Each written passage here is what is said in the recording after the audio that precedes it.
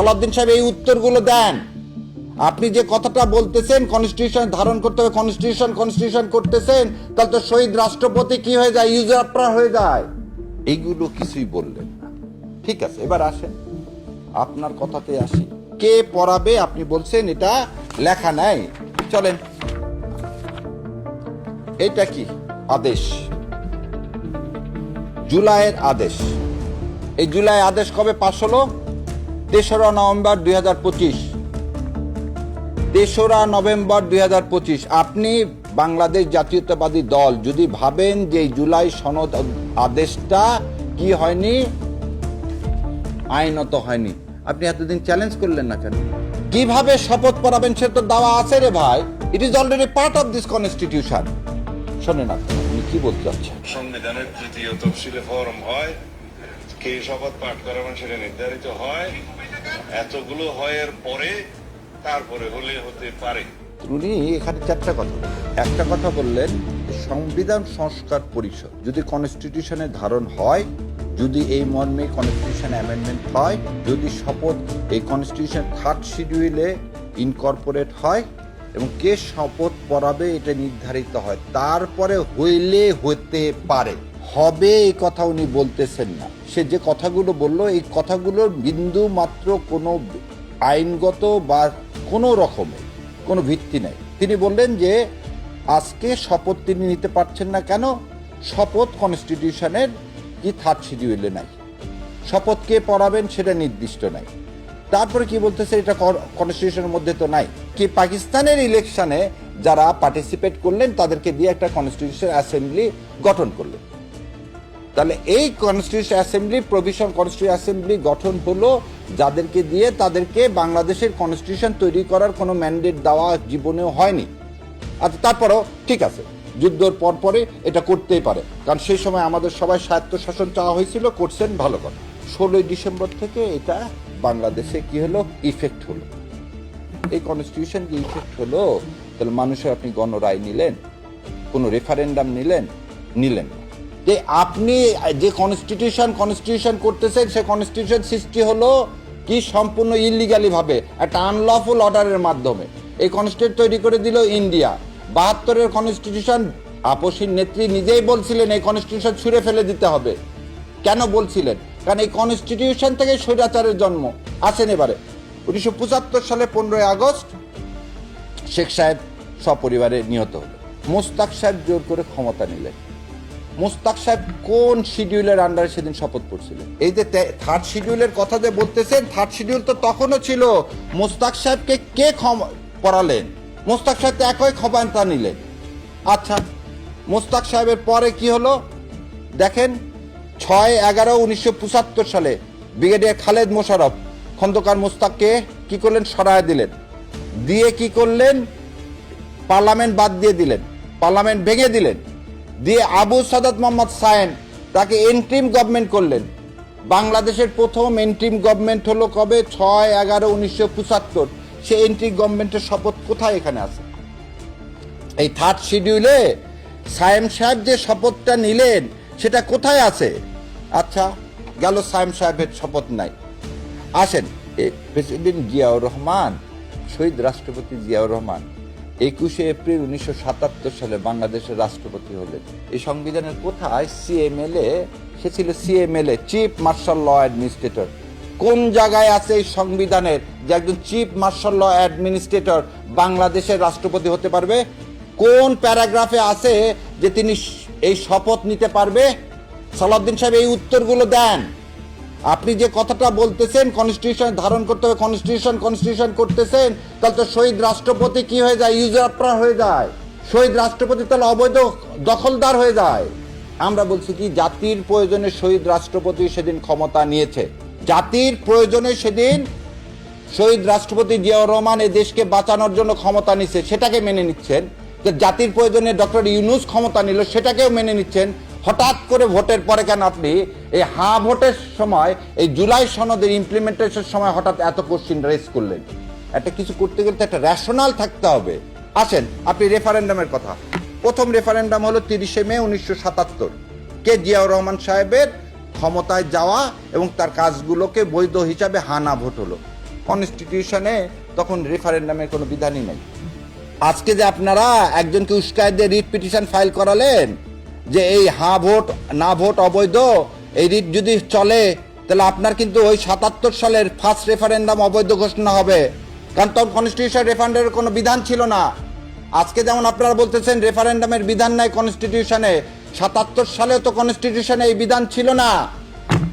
তাহলে জিয়া রহমানের পুরো ক্ষমতাটা অবৈধ হয়ে যাবে, ওই রেফারেন্ডামে অবৈধ হয়ে যাবে। সাদ্দিন সাহেব আগে নিচের দিকে তাকান, আগে নিজের দিকে তাকান।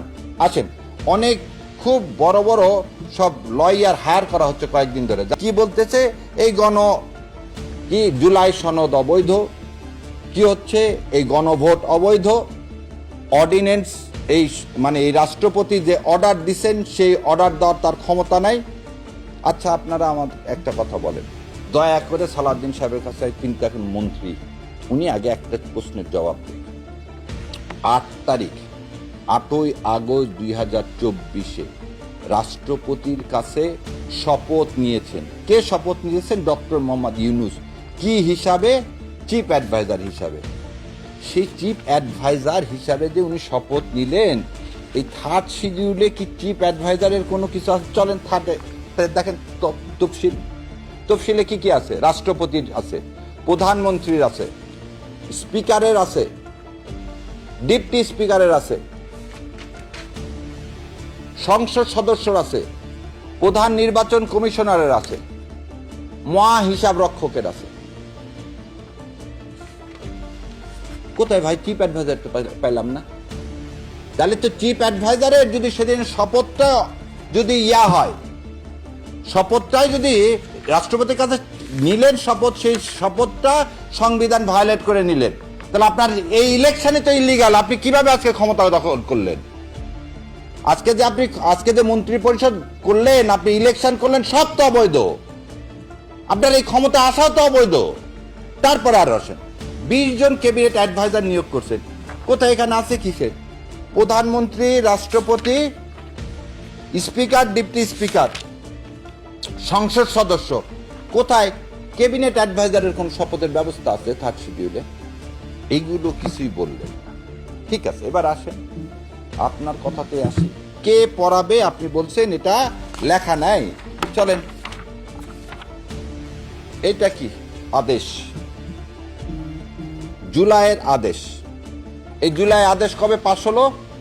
3রা নভেম্বর 2025। 3রা নভেম্বর 2025। আপনি বাংলাদেশ জাতীয়তাবাদী দল যদি ভাবেন যে জুলাই সনদ আদেশটা কি হয়নি, আইনত হয়নি, আপনি এতদিন চ্যালেঞ্জ করলেন না কেন? আপনি যে জুলাই আদেশ মেনে নিলেন, এই আদেশের বলে তো ইলেকশনের ডেট ঘোষণা হলো। এই আদেশে কি বলা আছে? আদেশে চলেন,